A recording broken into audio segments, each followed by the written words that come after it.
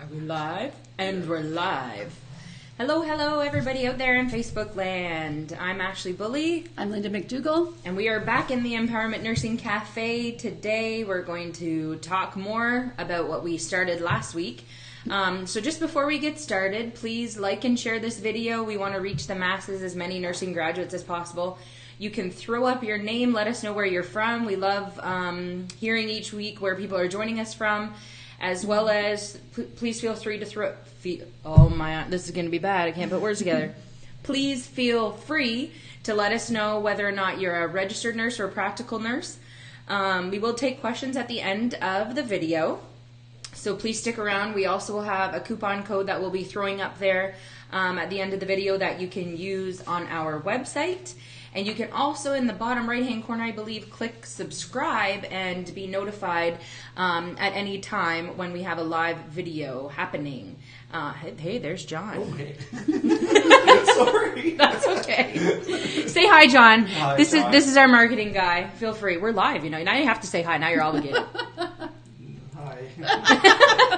Oh, he's shy now. Yeah, no, he's definitely not shy. So thank you for joining us. And today We're going to walk you through test day. Whether you are a Canadian CPNRE writer or a U.S. NCLEX-RN PN writer, we're going to be talking about test day, or an international student who is coming to write one of those tests. Mm-hmm. And last week when we left off, we left you in the parking lot. So last week, if you didn't join our video last week, it is posted now on our Facebook page, N-Powerment, N-Powerment, NCLEX/CPNRE prep. So you can revisit the first portion of this video. Last week we talked a lot about leading up until test day and the planning around that and things you should and should not do leading up to this day, and we left you in the parking lot. So now we're going to talk about the actual exam day. It's go time, okay? Now you're in the parking lot. So what's going to be your game plan? You have to have a game plan. And let me tell you a little bit about what my game plan was.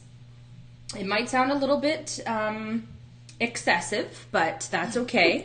I had a very purposeful game plan. One part of my game plan was I said to actually Linda McDougall, the incredible Linda McDougall, I said to her, okay, I need a really awesome, inspiring message from you at approximately 7 o'clock in the morning. It needs to be good. You have 3 days notice.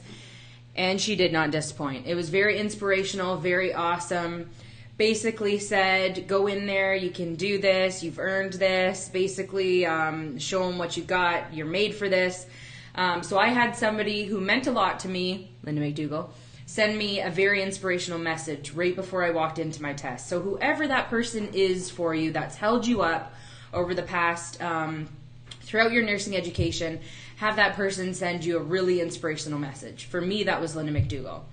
I also texted my brother, if you're not watching.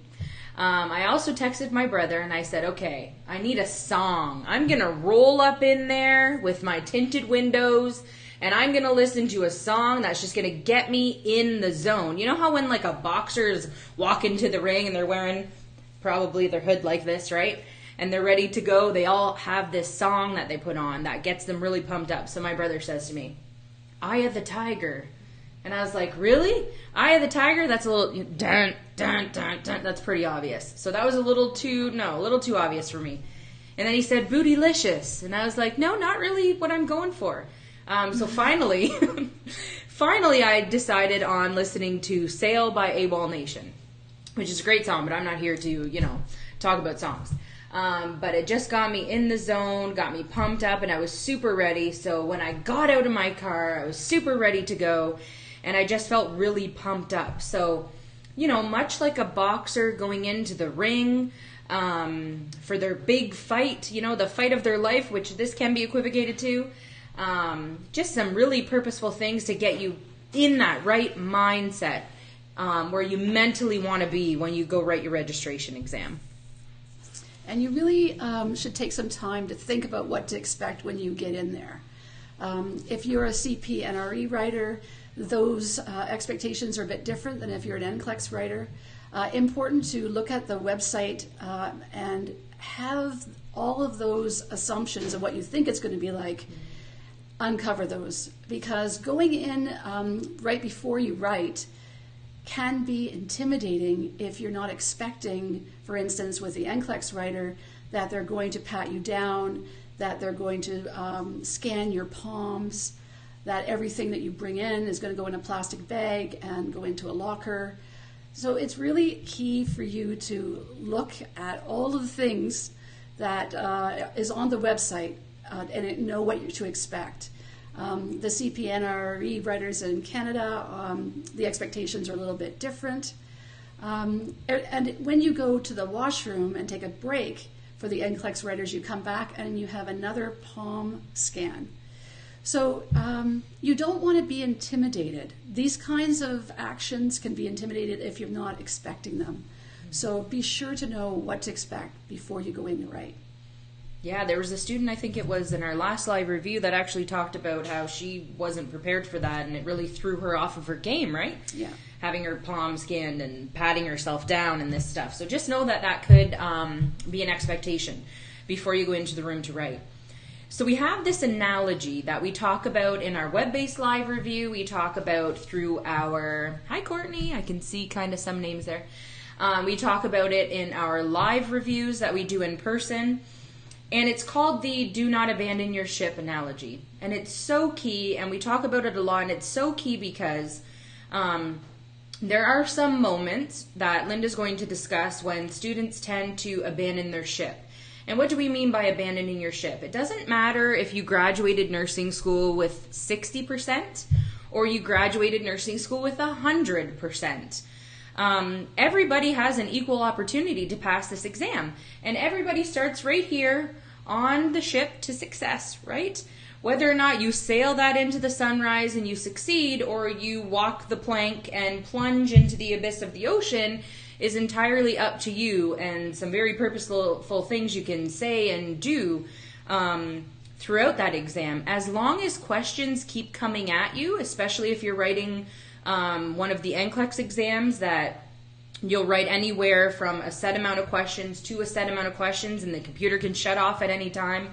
As long as questions are still coming to you, and CPNRE writers, up until the very last question, you still have a chance at passing. You're still in that ring. You're still in the fight, right?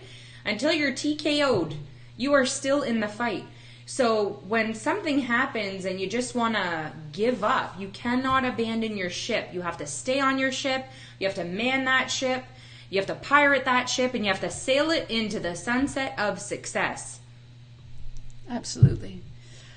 So what happens, what are some of the things that can happen to cause you to abandon your ship? One of the things is that for NCLEX writers, they are expecting the computer to shut off at the minimum number of questions. And when that doesn't happen, they get scared, they get afraid, they get anxious. And this leads them to lose their focus and walk the plank off their ship. Any kind of distraction, somebody at a computer station close to you starts to cry. This can unnerve you and help and cause you to lose focus. Having to go to the bathroom, not bringing food with you, and ending up being there for several hours, being hungry. This can cause you to focus on your stomach and not focus on the questions. So these are some of the things that can cause you to abandon your ship. Having expectation that you're going to be in there the full time is very important. Preparing yourself mentally for all of these things so that they don't take you off track. This is very key. And so a part of planning for when this happens is having a game plan for what you're going to do when this happens. So know right now that questions will come up in your exam that you do not know the answer to. You might get a medication on your exam that you've never heard of. I certainly did. And I know my meds. And let me tell you, there was no LOL to be had on some of these medications. No common ending. I had absolutely no idea what that medication was even referring to, and that's okay. It's going to happen that you don't know the answer. The whole point is that you will prepare for what you're going to say to yourself. What are you going to do when that happens? You have a game plan, right? Like the boxer going into the ring, I'll bring it up again. They study their opponent. They don't just go in there and wing it. They study their opponent. They know what to expect. They know all of the moves of their opponent. So you need to plan for the fact that you're not going to know the answer to all the questions. You're not going to recognize all of the medications. It doesn't matter how hard you study. Definitely you can increase your odds and your confidence, but you can never know absolutely everything. So it's about being prepared for knowing these things are going to happen and having a game plan about how you're going to handle that. In the moment of abandoning your ship, what is the most important thing that you can do? And that is pause. Recognize what your brain is doing to you, right? Recognize that you're scared, that you're anxious, that you are starting to panic. Push yourself away from the computer station and pause, okay? Take a deep breath. Get up. Put your hand up, get up, and take a break so that you can reground yourself, okay? So it's about planning for the moment of abandoning your ship and what you're not going to do. We often talk about a story of a graduate we helped succeed on her registration exam that just really has stuck with us throughout the years. And she had said to us that at one point she was just done. And she remembers looking at her reflection in the computer screen and just staring blankly at her own reflection in the computer screen and telling herself how, and I really don't like this word, but these are her words, how stupid she was. And that's really stuck with us because that particular student ended up going on to succeed, obviously, in her registration exam, but she was still in the game, right? As she was telling herself all of these negative things and just staring at herself, she then began just answering whatever because she wanted to get it over with and she wanted to get out of there. But she was still in the game. So as long as questions are still coming, you're still in the game. So don't sit there and stare at your reflection and walk the plank and abandon your ship because you still have the opportunity to succeed. And you want to seize that opportunity and do everything you possibly can. So this is why we talk so passionately about the combination of content, knowledge, and studying with emotional preparedness. And in my own experience, I knew, so this is our textbook. Ooh, I just banged the table. They told me not to bang the table. This is our textbook. This is all of the content we expect people who take our program to know. This along with our daily cue cards. So as you can see, I'll just flip through it here. It's a lot of content. I knew all of this content. I knew the entire textbook and all of the cue cards when I went in to write my registration exam. But I also knew that what was going to hinder my success was my own mind. And I knew that in advance, and I took steps to prevent that, and I had a game plan. I had a game plan about what it was that I was going to say to myself when I wanted to abandon my ship, when a farm question came up I didn't recognize, when I didn't immediately know the answer. And so this is what we've talked about today. And so we would just like to end with our philosophy, which is our favorite quote from Florence Nightingale. Let us run the race where all may win, rejoicing in their successes as our own, and mourning their failures wherever they are as our own. We are all one nurse.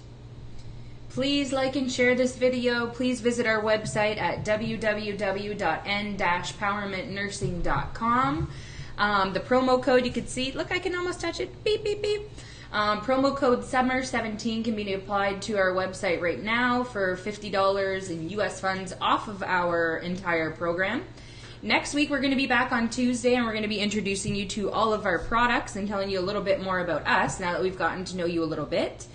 If you have any questions, throw them up here. Or you can, this has a really long life, a live Facebook video. So feel free, if you're watching this after the live portion, to add your questions. We always answer questions. Anything else I want to add? Anybody have any questions right now while we're still kicking? Hey, Ashley. Oh, thanks, Courtney. Thanks so much for joining us, Thanks for everybody. joining us. We'll Don't see give you on up. Tuesday. Don't abandon your ship. Don't give up.